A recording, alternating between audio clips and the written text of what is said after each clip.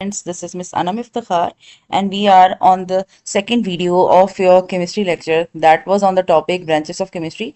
Last time बच्चों हमने branches of chemistry को थोड़ा सा discuss किया था. We discussed about organic chemistry, inorganic chemistry, physical chemistry, analytical chemistry and biochemistry.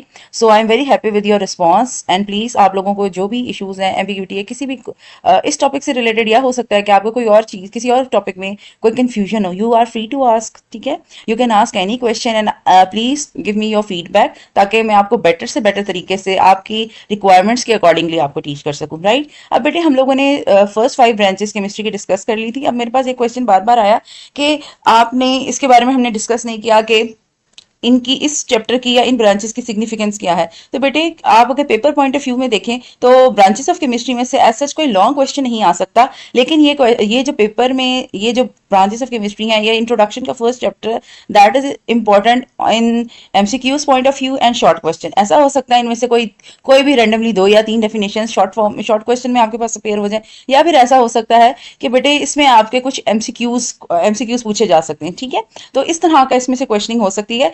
But बेटे everything is not related two marks और पेपर. अब अगर किसी बच्चे को केमिस्ट्री की ब्रांचेस ही ना पता हो तो वो आगे केमिस्ट्री को कैसे लर्न कर सकता है. सो ये बहुत डिफिकल्ट है. इंट्रोडक्शन का चैप्टर बनाने का मकसद भी यही होता है कि उसमें आपकी पूरी आपने लाइफ में जितनी भी केमिस्ट्री पढ़नी है उसके बारे में ब्रीफ आपको इंट्रोडक्शन पता हो, आपको हर एक ब्रांच के बारे में थोड़ा बहुत आइडिया कि इसमें हमने पढ़ना क्या. क्योंकि आपने आगे जाके मे भी बहुत सारे ऐसे स्टूडेंट्स होंगे जिनको केमिस्ट्री अच्छी लगे, बाद में जाके इसे एज अ करियर परस्यू करें, तो उन्हें कम से कम आइडिया तो हो कि हम किस चीज में इंटरेस्टेड है. तो ये आपके इंटरेस्ट को बूस्ट करने के लिए this chapter is very much important. Right, अब बेटे हमने 6th ब्रांच स्टार्ट करनी थी विच वॉज इन्वायरमेंटल केमिस्ट्री. तो बेटे इन्वायरमेंटल केमिस्ट्री को अगर हम देखें, it is the branch of, अब हमारे पास देखो इन्वायरमेंट क्या होता है, हमारा इर्द गिर्द का माहौल. ठीक है, इन्वायरमेंट हम क्या कहते हैं, अपने इर्द गिर्द के माहौल को ही इन्वायरमेंट कहा जाता है. अब हम देखो केमिस्ट्री में इन्वायरमेंटल केमिस्ट्री क्या होगी कि हम अपने इर्द गिर्द के माहौल को कैसे क्लीन रखें, कैसे उसे हम प्योरीफाई करें, और जो भी देखो इसमें हम केमिकल देखें, हम लोग केमिकल्स को अपने इन्वायरमेंट से डिलीट नहीं कर सकते. ठीक है,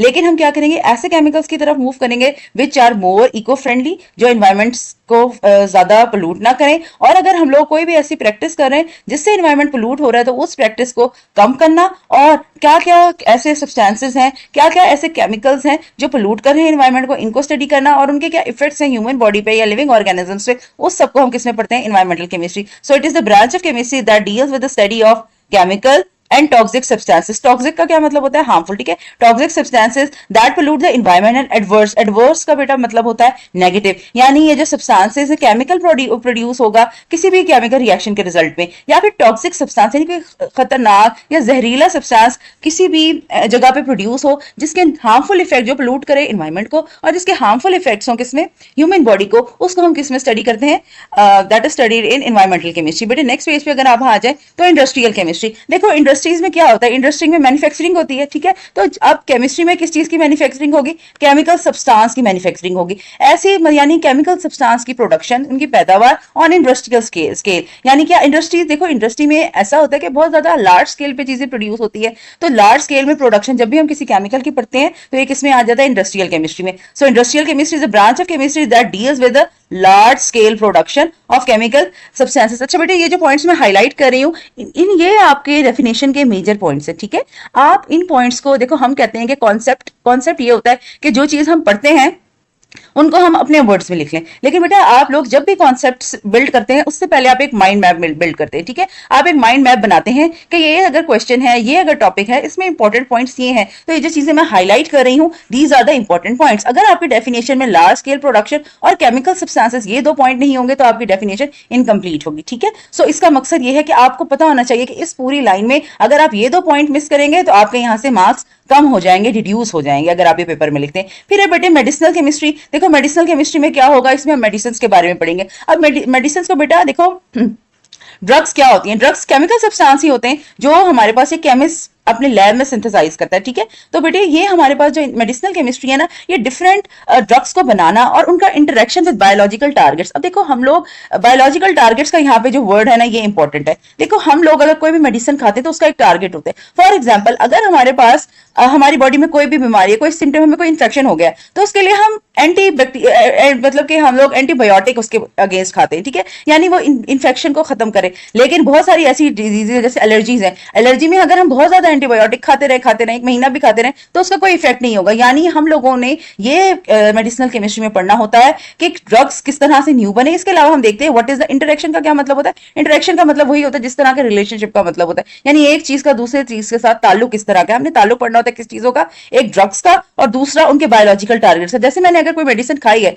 इफ मेरी बोन्स में जो डेंसिटी है वो कम हो गई है, ठीक है, इफ इन केस मेरी बोन की डेंसिटी कम होगी तो इससे रिलेटेड मैं कोई सप्लीमेंट खाऊंगी या कोई साशे यूज करूंगी तो वो ऐसा सप्लीमेंट होगा जो डायरेक्टली जाके मेरी बोन्स के ऊपर एक्ट करे। ठीक हो गया। यानी हम ऐसी मेडिसिन देखो ना, जब हमने हमारे पास कि जैसे अगर हमारे कोई नोज का इशू है, कोई ईयर का इशू है, ठीक है, तो हम क्या कहते हैं ईएनटी स्पेशलिस्ट के पास जाएंगे। ठीक है, इसी तरह अगर हमारे पास अल्लाह ना करे हमें कोई हार्ट डिजीज है तो हम कार्डियक सर्जन के पास जाएंगे। यानी जब हमारा डॉक्टर चेंज होगा तो हर बीमारी की हजारों दवाइयां हो सकती हैं। ठीक है, लेकिन डॉक्टर क्या करता है, वो प्रिस्क्राइब करता है कि आपका मेन एरर क्या है, मेन इशू क्या है, मेन जो डिजीज है आपको क्या है और आपकी बॉडी टाइप के अकॉर्डिंगली आपको कौन सी ड्रग सूट करती है। तो ये दोनों चीजें आ जाती हैं मेडिसिनल केमिस्ट्री में। उसके बाद बेटे नेक्स्ट है हमारे पास polymer chemistry. This will be the last topic we will discuss. तो बेटे पॉलीमर किसे कहते हैं, देखो जिस तरह आपने शायद बायो में एक वर्ड पढ़ा होगा जैसे सब यूनिट होता है, जिस तरह हमारी एक जो दीवार है वो ईंटों की बनी हुई है। ईंट इसमें क्या है, एक छोटा यूनिट है ब्रिक, और इस सारे बहुत सारी ईंटों को मिलाकर क्या बन गया, एक बड़ा यूनिट हमारी वॉल कंस्ट्रक्ट हो गई। इसी तरह हम अगर लिविंग ऑर्गेनिजम्स की बात करें तो इसमें जो सेल है वो स्मॉल यूनिट है और उसके बाद ये कन्वर्ट हो जाता है एक बड़े यूनिट में जिसको हम क्या कहते हैं, जिसको हम कह लेते हैं लिविंग ऑर्गेनिज्म। इसी तरह पॉलीमर केमिस्ट्री क्या होता है, इसमें हम पढ़ते हैं कि पॉलीमर्स किस तरह बनते हैं। ठीक है, पॉलीमर्स क्या होते हैं, लॉन्ग चेन सब्सटेंसेस होते हैं और ये किस तरह बनते हैं, ये अपने स्मॉलर यूनिट जिसको हम कहते हैं मोनोमर, मोनोमर के मिलने से पॉलीमर्स बनते हैं। आप पॉलीमर्स के बारे में पढ़ते हैं, उनकी टाइप्स के बारे में पढ़ते हैं, उनकी प्रॉपर्टीज को स्टडी करते हैं, उनकी यूजेस को, उनकी इंपॉर्टेंस को, टाइप ऑफ पॉलीमराइजेशन को पढ़ते हैं। और इसमें लास्ट में आपके पास एग्जांपल्स गिवन है कि सिंथेटिक का मतलब क्या होता है कि वो पॉलीमर्स जो हम खुद बनाते हैं, मैन मेड होते हैं। इसमें क्या है, नायलॉन बेरिंग है, प्लास्टिक बैग्स हैं, पॉलीथाइलीन कप्स हैं, पॉलीएस्टर्स हैं, टेफ्लॉन कोटिंग है और एपीऑक्सी ग्लू है। सो बेटे these are the example of polymer. So this is pretty much about today. I hope आपको ये चीजें समझ आई होंगी एंड अगर आपको इससे रिलेटेड कोई क्वेश्चन है you can ask me. Thank you so very much. So this is the end of my video. Allah Hafiz.